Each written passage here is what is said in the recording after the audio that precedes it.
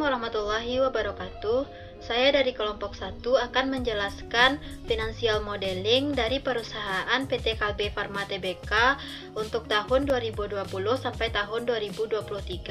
Yang menjadi acuan dalam perhitungan ini adalah annual report dari tahun 2017 sampai tahun 2019. Langkah pertama kita akan membuat balance sheet-nya.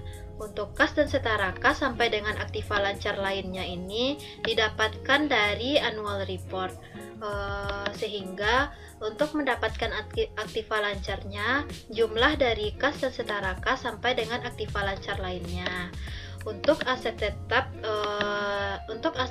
dan akumulasi ini didapatkan dari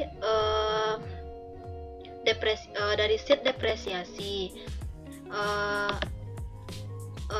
Sedangkan untuk aset tetap bersih dan aset tetap bersih ini didapatkan dari jumlah aset tetap ditambah dengan akumulasi penyusutan. Untuk aset tidak lancar lainnya ini didapatkan dari annual reportnya. Untuk mencari aktiva tidak lancar ini didapatkan dari jumlah aset tetap bersih dan aset tidak lancar lain. Sedangkan untuk aktiva didapatkan dari jumlah aktiva lancar ditambah dengan aktiva tidak lancar. Sedangkan untuk hutang usaha sampai dengan hutang lancar lainnya ini didapatkan dari annual report. Sedangkan untuk jumlah dari kewajiban lancar ini didapatkan dari jumlah hutang usaha sampai dengan hutang lancar lainnya.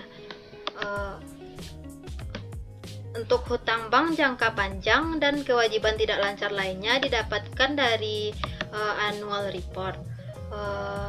Untuk jumlah kewajiban tidak lancar ini didapatkan dari hutang bank jangka panjang ditambah dengan kewajiban tidak lancar lainnya.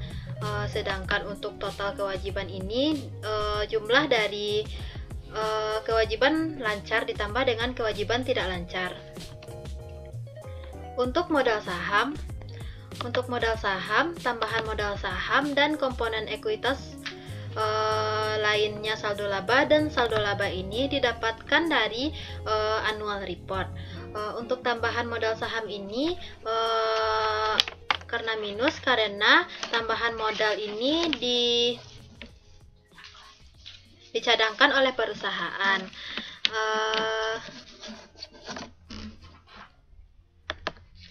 Untuk total modal didapatkan dari jumlah total modal yang didistribusikan ke pemilik induk ditambah dengan kepentingan non pengendali. Untuk kewajiban dan ekuitas didapatkan dari jumlah total kewajiban ditambah dengan total modal. Selanjutnya income statement. Income statement ini untuk penjualan bersih dan beban pokok penjualannya didapatkan dari annual report. Untuk laba kotornya penjualan bersih dikurang dengan beban pokok penjualan. Untuk beban operasi, depresiasi dan amortisasi dan beban usaha ini didapatkan dari sheet dilingkan dari sheet depresiasi dari sini. Selanjutnya untuk mencari laba usaha ini didapatkan dari laba kotor dikurang dengan beban usaha. Untuk laba atau beban lain-lain ini didapatkan dari rumus pendapatan keuangan ditambah dengan pendapatan operasi lainnya. Untuk mencari EBIT dengan rumus laba usaha ditambah dengan laba atau beban lain-lain. Sedangkan untuk laba sebelum pajak didapatkan dari EBIT ditambah dengan beban bunga bersih. Dan untuk laba bersih didapatkan dari laba sebelum pajak ditambah dengan pajak. Selanjutnya menjelaskan depresiasi. Untuk aset kotor, akumulasi dan depresiasi pada tahun 2017 sampai tahun 2019 ini kita mengambil angkanya dari annual report. Untuk delta aset kotor pada tahun 2020 dengan seterusnya kita mengambil rata-rata 2 tahun sebelumnya. Selanjutnya, setelah kita mencari persentase proyeksi pada tahun 2020, selanjutnya kita mencari aset kotor pada tahun 2021 dengan rumus 1 ditambah dengan delta aset kotor yang 0,17 pada tahun 2021 tadi dikali dengan aset kotor pada tahun 2020, maka didapatkan hasilnya segini. Begitupun pencarian untuk tahun 2022 sampai dengan 2023. Selanjutnya menjelaskan depresiasi pada beban pabrikasi dan beban penjualan umum dan administrasi dan litbang. Pertama kita inputkan dulu angkanya dari annual report untuk tahun 2017 sampai tahun 2019. Selanjutnya kita cari persentase pada untuk tahun 2017 dan 2019 ini. Setelah itu untuk tahun 2020 kita cari kita cari persentasenya dengan melihat rata-rata pada tahun sebelumnya. Selanjutnya untuk mencari beban pabrikasi pada tahun 2020 kita cari dengan rumus depresiasi dikali dengan persentase pada tahun 2020 tadi. Begitupun untuk perhitungan untuk tahun sebelumnya sampai dengan tahun 2023. Selanjutnya mencari amortisasi. Amortisasi ini didapatkan dari annual report sehingga didapatkan jumlah dari depresiasi ditambah amortisasi sebesar 455.220.800.683 rupiah. Selanjutnya mencari persentase pada beban pabrikasi pada depresiasi amortisasi. Selanjutnya mencari persentase beban penjualan umum dan administrasi dan litbang pada depresiasi dan amortisasi. Selanjutnya untuk mencari persentase amortisasi pada depresiasi dan amortisasi. Selanjutnya untuk mencari persentase tahun 2020 sampai tahun 2023. Untuk persentase beban penyusunan pabrikasi ini didapatkan dari total beban pabrikasi dibagi dengan total depresiasi amortisasi, maka didapatkan persentase beban pabrikasinya sebesar 39,05%.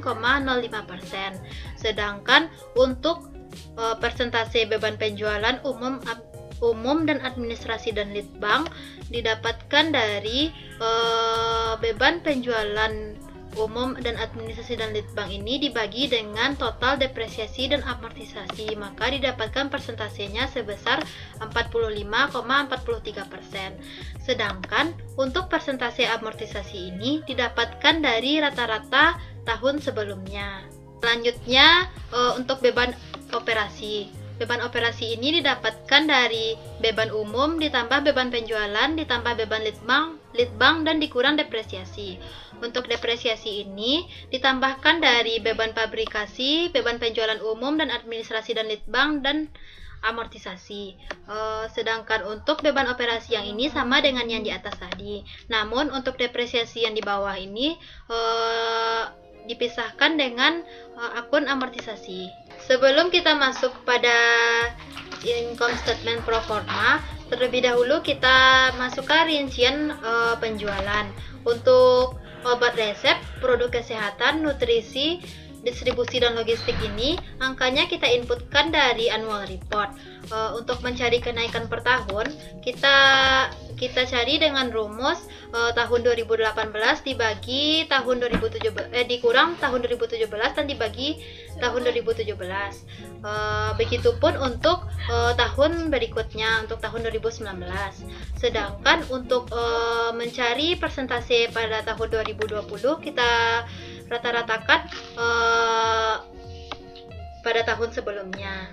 Selanjutnya, untuk mencari penjualan pada tahun 2020 sampai tahun 2023 ini, pertama kita mencari persentasenya. Persentase ini didapatkan dari data rata pada tahun sebelumnya.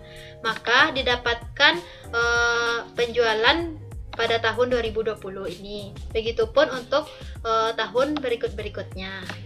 Sebelum kita masuk kepada IS Proforma, kita mengasumsikan terlebih dahulu pada sales growth sampai outstanding share pada tahun 2020 dengan mengambil rata-rata pada tahun sebelumnya. Selanjutnya kita mencari total hutang, yaitu hutang bank dan hutang jangka panjang. Hutang bank dan hutang jangka panjang ini kita linkkan dari sheet balance sheet. Sedangkan untuk bunga ini dengan rumus kita tambahkan hutang bank dan hutang jangka panjang dikali dengan asumsi bunga pada tahun 2007. Begitupun untuk tahun-tahun berikutnya. Selanjutnya, income statement pro forma. Untuk tahun 2018 kita linkkan, untuk tahun 2018 dan 2019 kita linkkan pada sheet IS. Sedangkan untuk penjualan bersih pada tahun 2020 kita linkkan pada sales yang telah kita buat tadi. Untuk beban penjualan kita kalikan dengan asumsi yang telah kita buat. Sedangkan untuk depresiasi dan amortisasi kita dapatkan dari rumus depresiasi ditambah dengan amortisasi yang telah kita buat di depresiasi tadi. Sedangkan untuk beban bunga bersih kita linkkan dari debt yang telah kita buat tadi. Selanjutnya untuk BS performa untuk tahun 2018 dan 2019 ini kita linkkan dari balance sheet yang telah kita buat tadi. Sedangkan untuk kas dan setara kas pada tahun 2020 kita kosongkan dulu karena kita akan bahas pada sheet cash flow. Untuk aset tetap bersih pada tahun 2020 kita linkkan pada sheet depresiasi yang telah kita buat. Sedangkan untuk aset tidak lancar lainnya kita samakan dengan tahun sebelumnya. Untuk hutang usaha pada tahun 2020 kita dengan rumus asumsi yang telah kita buat tadi dibagi 365 dikali dengan HPP. Sedangkan untuk hutang bank kita linkkan pada sheet debt yang telah kita buat tadi, dan hutang lancar lainnya kita samakan dengan tahun sebelumnya.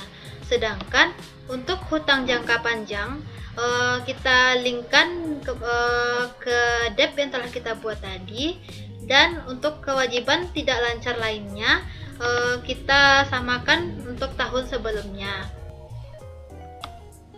Sedangkan untuk modal saham kita samakan dengan tahun sebelumnya. Kalau untuk modal saham sampai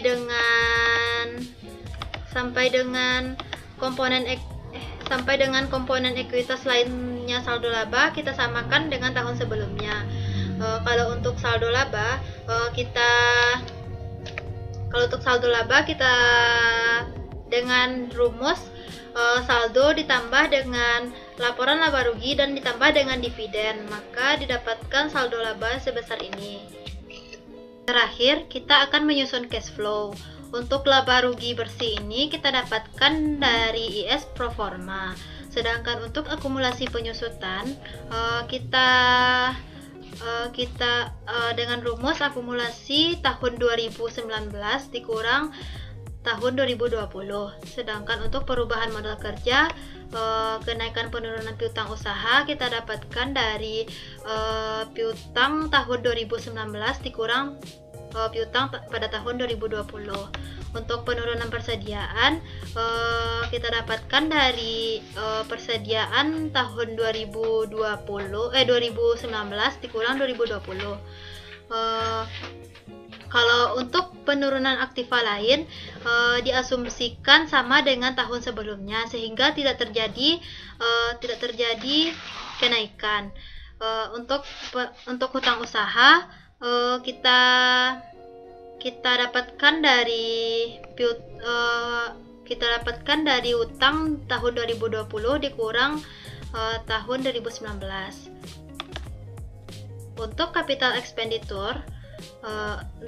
expenditure, nya kita dapatkan dari tahun 2019 dikurang tahun 2020. Selanjutnya, untuk kenaikan hutang bank ini didapatkan dari utang bank tahun 2020 dikurang tahun 2019. Untuk pembayaran dividen ini didapatkan dari IS proforma, dari sheet IS proforma. Untuk kenaikan hutang jangka panjang didapatkan dari hutang tahun 2020 dikurang tahun 2019, maka didapatkan arus kas dari aktivitas pembiayaannya.